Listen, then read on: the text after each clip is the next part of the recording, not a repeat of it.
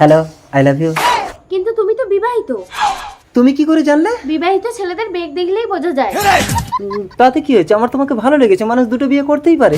আচ্ছা ঠিক আছে, তুমি যদি একান্তই আমাকে বিয়ে করতে চাও তাহলে শোনো। ঠিক আছে, আমি এক্ষুনি যাচ্ছি।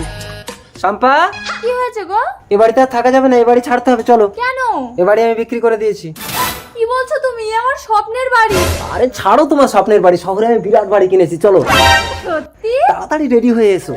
আমি রেডি। রেডি? চলো চলো চলো। সবার করো। হ্যাঁ গো, আমরা কি রেলগাড়ি চেপে শহরে যাব? হ্যাঁ, তুমি এখানে বসো, আমি একটা বড় রেলগাড়ি ভাড়া করে নিয়ে আসছি।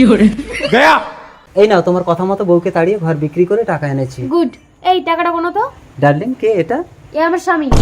তুমি বিবাহিত? হ্যাঁ তো, তোমরা ছেলেরা যদি দুটো বিয়ে করতে পারো, আমরা মেয়েরা কেন পারবো না? এই আমার টাকা দাও। এই মারো ওকে।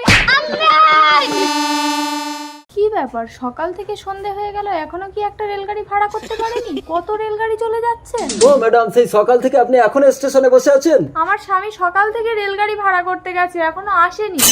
ও, ওই লোকটা তোমার স্বামী ছিল, ও তো ট্রেন ধরে কখন চলে গেছে।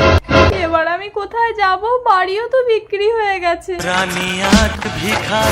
কি স্বামী, তুমি এখানে শুয়ে আছো কেন? কে মেরেছে তোমাকে?